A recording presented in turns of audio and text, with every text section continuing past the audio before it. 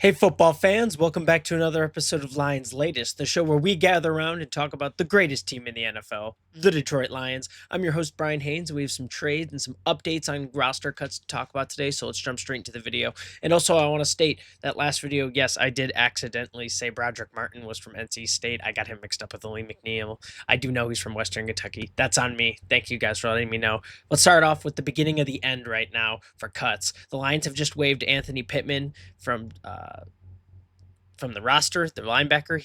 We re-signed him to the practice squad, then promoted him to the active roster a few weeks later back in 2022. He played in all 17 regular season games in 2022 and 23, signed with the Commanders as a free agent in 24, then rejoined the Lions last late season after a stunt with the Jacksonville Jaguars practice squad. And then also the Lions have just cut Hendon Hooker. Hendon Hooker is officially gone, guys. A lot of speculation around him staying as that quarterback 3 for another year until we find someone else. No longer. He is out of Detroit after an unsuccessful stint with us. Just wasn't working out, and the third-year pick is going to be officially gone. Back to the Anthony Pittman stuff. The Lions entered Monday with 9 linebackers on their 53-man roster. Jack Campbell, Anzalone, Derek Barnes as the starters. Then Grant Stewart is the top backup, and Trevor Nowaski, Zach Cunningham, Deron Gilbert are also competing for backup roles, but we have decided to go other ways with Anthony Pittman. Unfortunately for him, the NFL roster cut deadline is 4 p.m. Tuesday, which by the time you're seeing this, it'll be Tuesday. But Lions coach Dan Campbell said he anticipates making most of the team's cuts initially by the end of today, Monday. So yesterday, by the time you're seeing this. So they're going. They're starting to get rid of guys. And Dan Campbell even said there could be a couple that we don't get to maybe last minute, but that is what it is, and there's nothing easy about it. It's worse on us. It's worse on them more than it is us. I mean, it's hard on us, but there's no woe is me here. I feel sorry for those guys, but at the same time, I would tell them, man, use this as fuel and move on to the next step of this, whether it's another team and another shot at it, whatever that is, man, attack the next day and don't let this shake your confidence. So Dan Campbell has expressed, he's a guy's guy. He doesn't like getting rid of guys, but we know that we're in a position right now where we need the absolute best going for us. And I think, he's a soft, not soft. He's not soft. He's, a guy's guy, and he's always going to be a player's guy, but he also knows when it's time to make things happen, and that is what I like in a coach like that. The Lions currently have 87 players on their 90-man roster and have 34 moves to make to get down to the 53-man limit, though not all of those moves will be cut. Some guys will be going to IR, and the Lions have several players in consideration for those back-end spots, like Ahmed Hassanin, second-year running back Sayu Mvaki, and veteran center Tristan Colin, and safety Maurice Norris are all guys that they have to consider whether or not they're going to throw on the IR or not. Campbell declined to offer an update on the pectoral injury of Hassanin in August 16th, after that August 16th loss to Miami Dolphins, and insisted the team has not decided if they will use both of its cut day IR to return designations this week. Teams can return 8 players from IR to their active roster every year, including 2 players that can be placed on IR at 4 p.m. Tuesday. And Dan Campbell just said, we're not there yet. We're up for debate, and we're talking about everything right now. So expect to see more stuff here. I think the big thing here is just Hendon Hooker. As I was making this video, they announced that they were dropping him. And I think that's a big step for us, right? We're going with Kyle Allen. He's going to be our backup. We've talked about how even if he does have to go and we're basically screwed at that point. But Kyle Allen's shown that he can hold it down for the most point. Hopefully, get off season, we can have a really good winning season, have a chance in the playoffs. But it definitely shows that we are going to start looking for more quarterbacks in the future. So maybe there's some guys we need to start looking at now in this upcoming draft class, or just people we can get as a late steal who can develop under us and be there once Jared Goff is out of the picture for certain. But yeah, that's what we got right now for cuts and deadlines like that. More updates coming this week for sure, and we will update you with all the players that are going to be out as we find them. So with that being said, let's move to our second topic of the day. We are talking about this trade that happened that I was just thinking about, and it's being revisited on a few platforms. But the Hockenson trade to the Minnesota Vikings. How is that playing out right now? In 2022, the Lions traded Hockenson to Minnesota, and it looked like a win for the Lions due to their successful draft picks and the emergence of Sam Laporta as a Pro Bowl caliber tight end, while the Vikings acquired Pro Bowl tight end and another early round pick and JJ McCarthy, the Lions have received significant draft capital from this trade, which they used to draft Hendon Hooker, who, well, is now gone, so not so much there. But Terrion Arnold, who is just, really coming out as one of our starting corners and has a lot of weight on his shoulder, but he's starting to produce a lot better.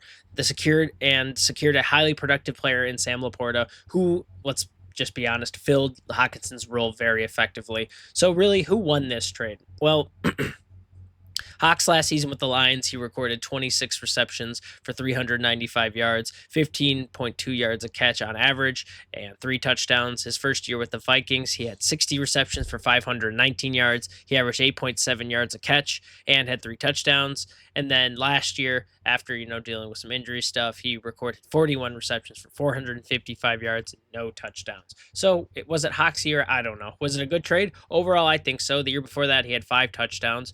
Sam Laporta, though, let's talk about him. We know his rookie year was crazy. He had 86 receptions for 889 yards, 48 as a long. He averaged 10.3 a catch and had 10 touchdowns last year. He went down to 7 touchdowns. We saw a bit of dip in productivity, but it's nothing crazy. Still had 60 receptions for 726 yards and averaged 12.1 a catch. So I think, honestly, Sam Laporta here filling in for Hawk was it just worked. It worked out perfectly. And I think, honestly, he is a really better fit on this offense. Not to say that Hawk isn't good. He's on a team now where they need those weapons, especially with JJ McCarthy now, who they're going to use from that stock to help him out. We're going to have to see how JJ McCarthy really does mesh with him, but he's such a safe target and he's got such strong hands that I'm sure he'll be fine.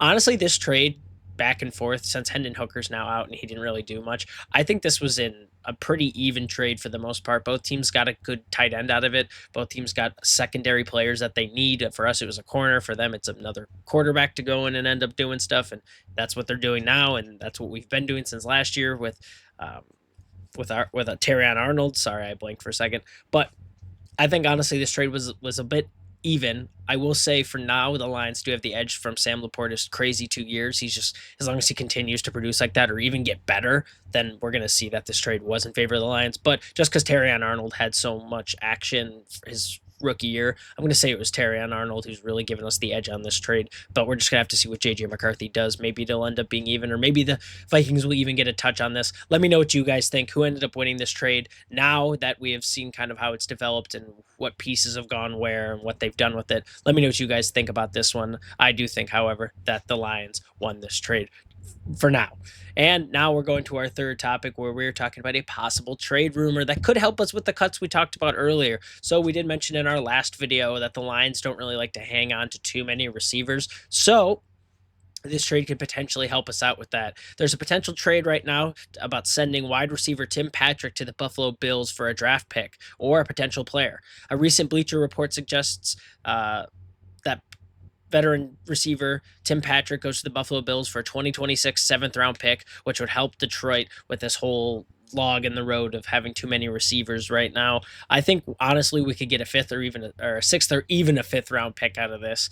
The way he played last year, he kind of had a breakout season. And with Keon Coleman not being like the great change that Buffalo was hoping for his rookie year, having a vet on the team to help out the rookies and just be a solid target to throw to could help them immensely since he is a proven receiver. We can even try to acquire AJ Epinesa since Smith is still not signed to the Lions. This was a trade rumor we looked at a while ago, sending some other guys to Buffalo in exchange for backup defensive end AJ Epinesa, sorry.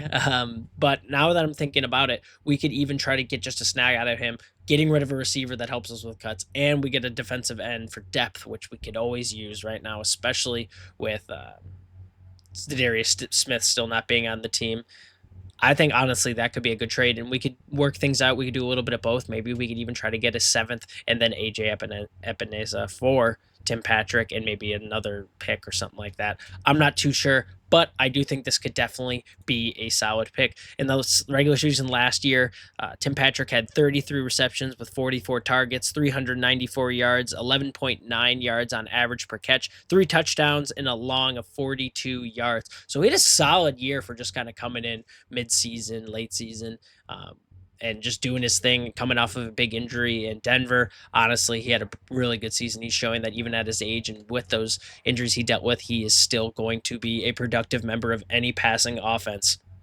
So I'm just saying they got Josh Allen. I'm sure Josh Allen could find a way to get the ball in his hands. He's Josh Allen. I don't know what you guys think about this one. I think it's definitely a possibility, but the Lions front office is going to have to do some thinking here. And as cuts start to happen more this week, I'm sure we'll have a better idea of what the plan is for Tim Patrick, since Isaac Tesla is still kind of coming in as a potential wide receiver 3 by the end of the year.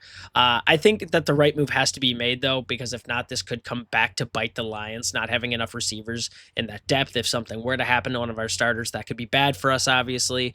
But, I think Tesla is starting to emerge with what he's shown us in the preseason as a very potential starting guy, and maybe possibly 3 behind JMO and St. Brown. It just really depends with what Tim Patrick's going through. He did deal with a little injury in the practice camps too. So this could be Tesla's opportunity to move in, and maybe we get something out of Tim Patrick instead of just cutting him.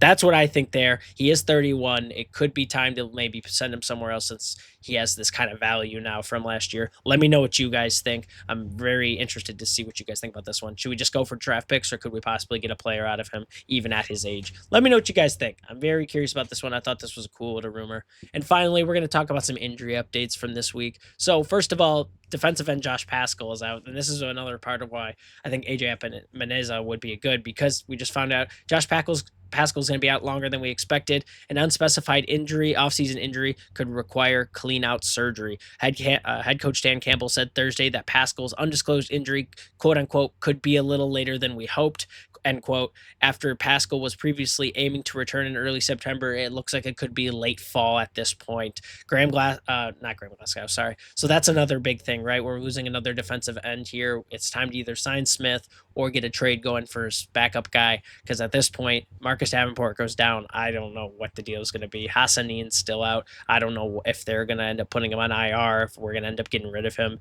We need some more depth at defensive end, and this is just a wake-up call here. Secondly, Graham Glasgow has come out about that leg injury that he suffered in the joint practice against Houston. He said he and the rest of the team has said it is a minor injury. He's going to nurse it back, but he should be ready to go for week 1 as long as he takes care of it. Oh my gosh, thank you. This was a big one. I saw this one live at the practice. My heart sunk. I'm like, not our center. Anyone but our center. This close to the season 2, we finally kind of agreed that he was going to be the center, and he was doing a good job at fit in the role, and all of a sudden, he goes out. Like, what would we do? That would be no good. So hopefully he's back in 100%, but it's good to hear that Graham Glasgow is doing better, and a little bit of lighter news on that front. And then lastly, linebacker Ezekiel Turner. Speaking of linebackers, he was helped off the field after injuring his right foot during Saturday's preseason game with the Texans. So again, depth.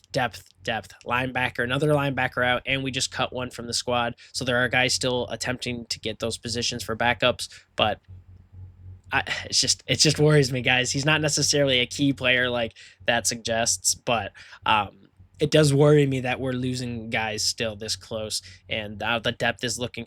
The closer and closer you get to the season opener is when you're like, the depth starts to look even thinner and thinner. So this is just another one where it's like, okay, well, if the guy goes out, this guy's not going to be the next one up for now.